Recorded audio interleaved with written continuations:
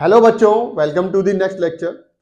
इस लेक्चर में हम बार के पैरेलल कनेक्शन को समझेंगे और बार के सीरीज कनेक्शन को समझेंगे कि क्या कंडीशन होती है दोनों की। ठीक है, तो वन बाय वन करते हैं। पहले हम बार को सीरीज में देखते हैं। तो पहला क्या है हमारा, बार in series. Bar in series, ठीक है। तो बार को सीरीज में लगा के देखते हैं हम। मान लीजिए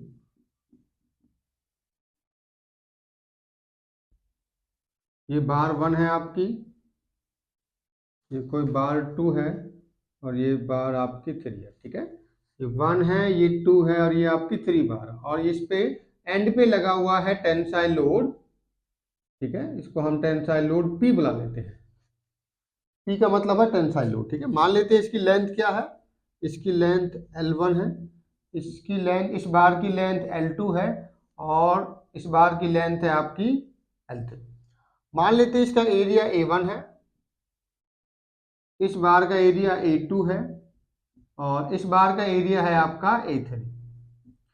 नेक्स्ट, किसी मटेरियल की बने होंगी ये, हो सकता है सेम मटेरियल, हो सकता है डिफरेंट मटेरियल। अभी हम डिफरेंट मान लेते हैं। तो जिस मटेरियल की ये बनी हुई है, मान लेते हैं हम उसका यंग्स मॉडुलस क्या है, E1। ठीक है, उसी टाइप से इस बार का यंग्स मॉडुलस क्या है, E2 और इस बार का यंग्स मॉडुलस क्या है, E3। आप मान सकते हैं ये एल्युमिनियम, ये कॉपर, ये स्टील, कुछ भी हो सकता है, वो क्वेश्चन में आपको गिवन मिलेगा।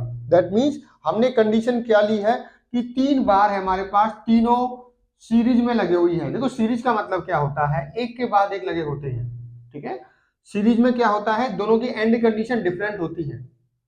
अब देखिए यहाँ पर ये वाली जो मेरी बार है, इसका एरिया A1 ले लिया मैंने, और जो जिस मटेरियल की बनी हुई है उसका इलास्टिक कांस्टेंट मैंने E1 मान लिया। उसी टाइप से इसका A2 E2, इसका A3 E3, लेंथ तीनों की ले ली।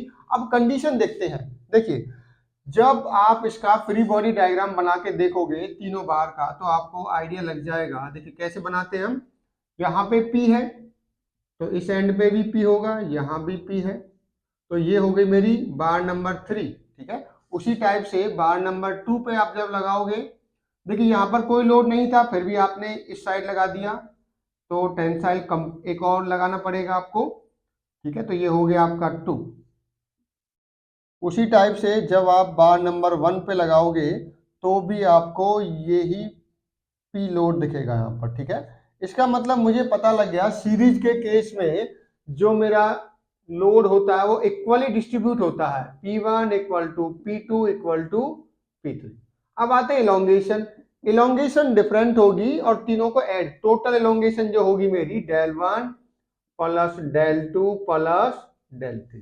तो ये दो इक्वेशन मेरे पास होती हैं जिनका यूज करके मैं इसमें अननोन क्वांटिटी निकालता हूं। अननोन मेनली क्या पूछी जाती है कि डिफ्लेक्शन बताइए कितना हो रहा है। ठीक है, डिफ्लेक्शन को यूज करके आप टोटल डिफ्लेक्शन निकालते हो। पहले हम इलोंगेशन इसका निकालते हैं, फिर इसका, तीनों को ऐड कर देते हैं। सीरीज में आपको ये समझना है कि जो इलोंगेशन होगा, total elongation, that will be summation of individual elongations. ठीक है, तो मेरा del1 क्या हो जाएगा, del1 हो जाएगा P1 L1 divided by A1 E1। उसी टाइप से del2 का फॉर्मूला क्या हो जाएगा, P2 L2 divided by A2 E2। और del3 इलोंगेशन थर्ड बार का कितना हो जाएगा, P3 L3 divided by A3 and E3। अब देखिए तीनों में जो आपका लोड है वो सेम लगा हुआ है, अभी हमने यहाँ पर देखा। तो ये क्या हो जाएगा, PL1 divided by A1 E1। ये क्या हो जाएगा, PL2 divided by A2 E2। और ये क्या हो जाएगा, PL3 divided by A3 and L3।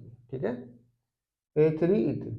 तो आपने इन तीनों की वैल्यूज को कैलकुलेट करके यहाँ पे पुट करना होता है, जिससे आप निकाल देते हो टोटल एलोंगेशन। तो जब भी बार सीरीज में होती है और ओनली एंड पे, देखो ये कंडीशन तभी आएगी जब एक ही लोड लग रहा हो। ठीक है, और वो भी एंड पॉइंट पे लग रहा हो, तब जाके आप ये यूज कर पाओगे।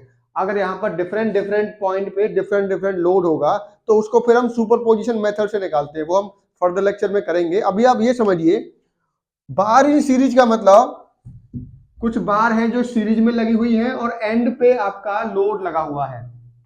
इस कंडीशन में सभी पे एक जो आपका लोड होगा वो इक्वल होगा। ठीक है, और इलोंगेशन, टोटल इलोंगेशन क्या होगी, सभी की इलोंगेशन को इंडिविजुअली हम ऐड करेंगे, तब जाके जो वैल्यू आएगी वो टोटल इलोंगेशन की होगी, ठीक है। और देखो फ्री बॉडी डायग्राम आगे भी समझाऊंगा मैं आपके कि कैसे आता है यहाँ पर, ठीक है, कैसे दोनों, कैसे सभी में इक्वल फोर्स डिस्ट्रीब्यूट कैसे हो रहा है। चलो यहीं पर समझा देते हैं आपको। देखिए फ्री बॉडी डायग्राम आपको समझा ही देते हैं इसका। देखिए यहाँ पर पी लोड है, तो और तो कोई लोड नहीं है, इसका मतलब फ्री एंड पे भी क्या लोड लग रहा होगा, यहाँ पर भी पी होगा। तो मैं इसका नाम देता हूं, मान लीजिए ये वाला है यहाँ पर स्मॉल ए, इस एंड का नाम बी, यहाँ पर सी और ये डी। अभी समझाते हैं फ्री बॉडी डायग्राम से कि सभी पे इक्वली लोड कैसे लग रहा है।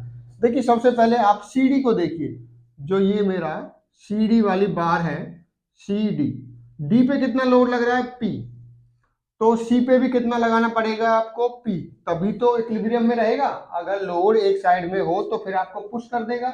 इक्विलिब्रियम के लिए मैंने सी पे क्या लगा दिया, टेंसाइल लोड, बट एक्चुअल में सी पे कुछ भी नहीं था। तो मैंने क्या किया है, जब मैं सेक्शन बी सी को लिखूंगा, बी सी, देखिए सी पे कुछ भी नहीं है, कोई लोड नहीं है, आपने पी लगा दिया, तो पी के अगेंस्ट में एक और पी लगाओगे तभी तो कैंसिल आउट होगा, ठीक है। तो यहाँ अब देखिए बैलेंस करने के लिए बी पे भी क्या लगाना पड़ेगा आपको, एक और लोड लगाना पड़ेगा। एक्चुअल में बी पे कोई लोड नहीं है, तो इसका मतलब जब ए बी सेक्शन आप दिखाओगे, ए बी वाली बार में, ए बी वाली बार में एक लोड यहाँ पर दिखाना पड़ेगा आपको। तो ये हो गया हमारा बैलेंस।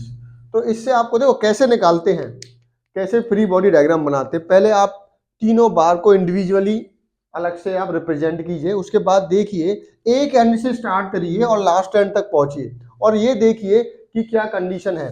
सबसे पहले मैंने देखा कि डी, जो ये डी वाला एंड है, इस पे पी फोर्स लग रहा था तो मैंने भी लगा दिया, इस पे कुछ नहीं लग रहा। तो इक्विलिब्रियम के लिए तो मुझे पता है कि कोई बॉडी तभी इक्विलिब्रियम में आएगी जब वो इक्वल अपोजिट फोर्स लग रहे हो उस पे, तो मैंने यहाँ पर भी पी लगा दिया।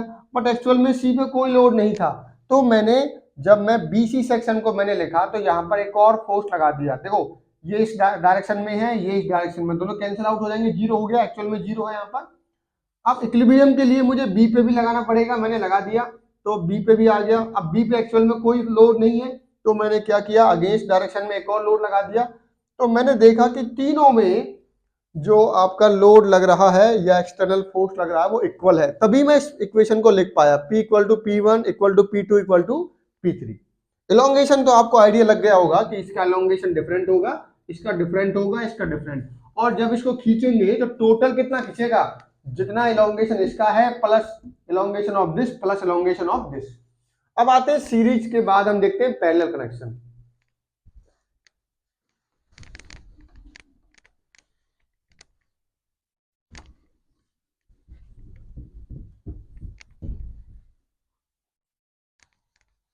देखिए अब की बार देखते हैं बार इन पैरेलल। तो ये हमारा सेकंड केस है, बार इन पैरेलल, पैरेलल कनेक्शन। देखिए पैरेलल कनेक्शन तभी यूज किया जाता है जब आपको लोड कैरिंग कैपेसिटी बढ़ानी हो। अगर किसी बार की लोड कैरिंग कैपेसिटी आपको बढ़ानी है तो उसको पैरेलल कनेक्शन में उसके साथ एक और बार लगा देते हैं। देखिए मान लेते हैं ये फिक्स एंड है आपका, एक बार यहाँ पर लगी हुई है और दूसरी बार आपकी यहाँ पर है, दोनों पैरेलल में है, ठीक है। मान लेता हूँ ये बार 1 है, ये बार 2 है, और यहाँ पर कोई प्लेट लगी हुई है आपकी इस टाइप से, और इस पे आप लोड लगा रहे हो, ठीक है, पी लोड लगा रहे हो। ये वाली कंडीशन है, आप समझिए होंगे, ये एंड फिक्स है और इस एंड पे हम एक लोड लगा रहे हैं।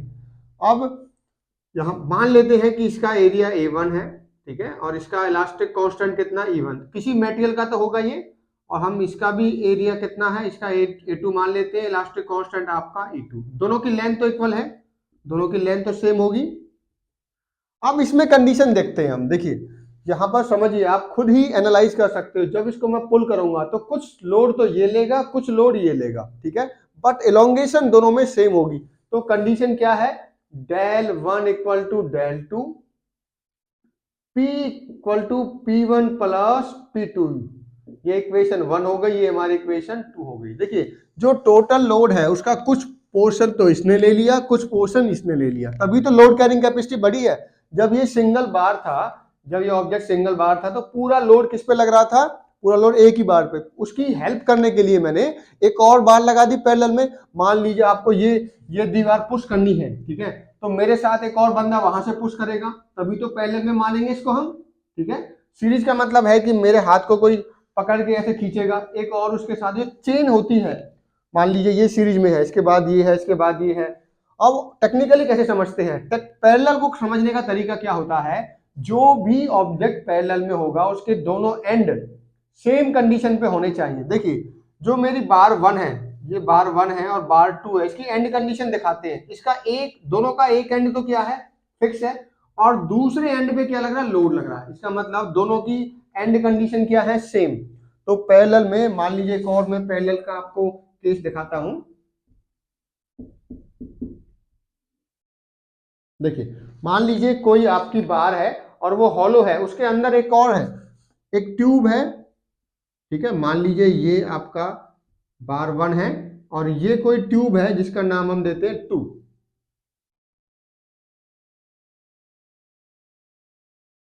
और इस पे फोर्स लगाया हमने P।